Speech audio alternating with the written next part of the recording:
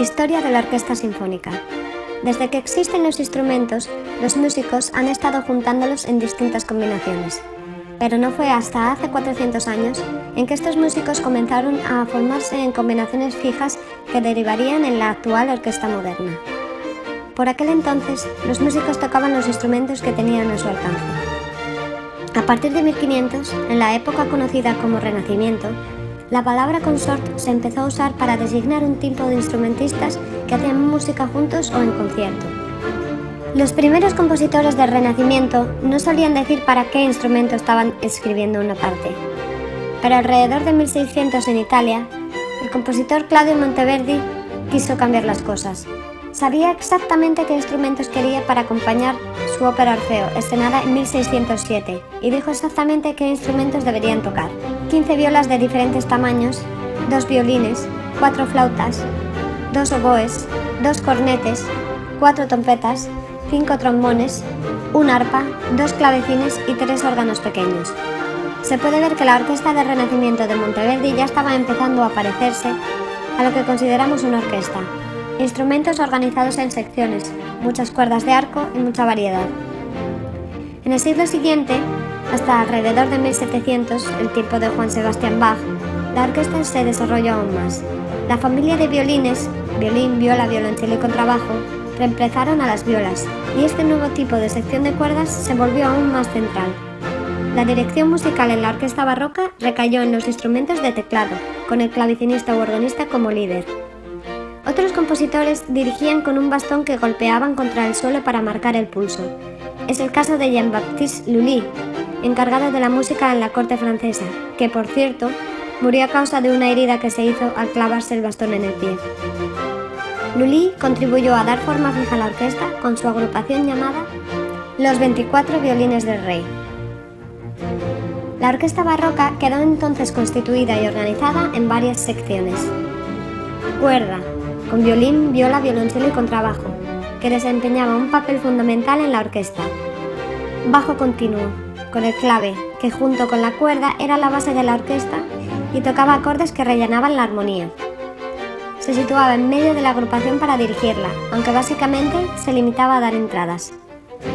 Viento madera, con oboes y fagotes y posteriormente flautas traveseras, que sustituyeron a las de pico y que fueron robándole protagonismo al oboe en los solos. Viento metal, con trompetas naturales y percusión, formada por 2 timbales. En el siglo XX se produjo un resurgimiento de estos instrumentos y de la música barroca en general, formándose orquestas barrocas tan importantes como la de Sevilla o la de Friburgo. En el siglo XVIII, época de Mozart y Haydn, las cuerdas eran la sección más importante y los instrumentos de teclado se vieron relegados a un segundo plano. Además, los compositores comenzaron a escribir para el instrumento específico que tenían en mente. Esto significaba conocer el lenguaje individual de cada instrumento y saber qué tipo de música sonaría mejor y se tocaría más fácilmente en un instrumento. El clarinete se incorpora a la orquesta durante este periodo. Este instrumento era uno de los instrumentos preferidos de Mozart, que gracias a su sonoridad dulce le otorgó muchos solos en sus obras. Con Beethoven, los solos para instrumentos de viento madera se vuelven cada vez más virtuosísticos.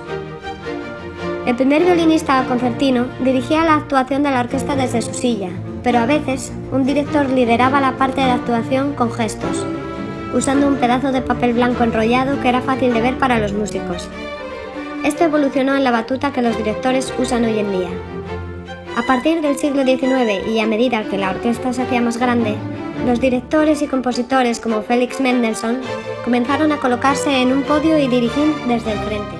Más tarde, durante el siglo XIX, la orquesta alcanzó el tamaño y las proporciones que conocemos hoy e incluso superó este tamaño. Algunos compositores, como Berlioz, se dedicaron a escribir para grandes orquestas. El diseño y la construcción de los instrumentos mejoraron cada vez más, haciendo que nuevos instrumentos como el piccolo y la tuba se incluyesen en las orquestas. Muchos compositores, incluidos Berlioz, Verdi, Wagner, Mahler y Richard Strauss, se convirtieron en directores. Sus experimentos con la orquestación mostraron el camino hacia el siglo XX. Wagner llegó al extremo de tener un nuevo instrumento, la tuba wagneriana, diseñada para hacer ciertos sonidos especiales en su orquesta de ópera. El siglo XX ha sido un siglo de libertad y experimentación con la orquesta. Por poner un ejemplo, Messiaen incluyó el theremin, un instrumento electrónico, en su sinfonía Turangalila, y Ravel compuso su bolero, en el que la misma melodía es tocada sucesivamente por prácticamente todos los instrumentos, incluyendo el saxofón.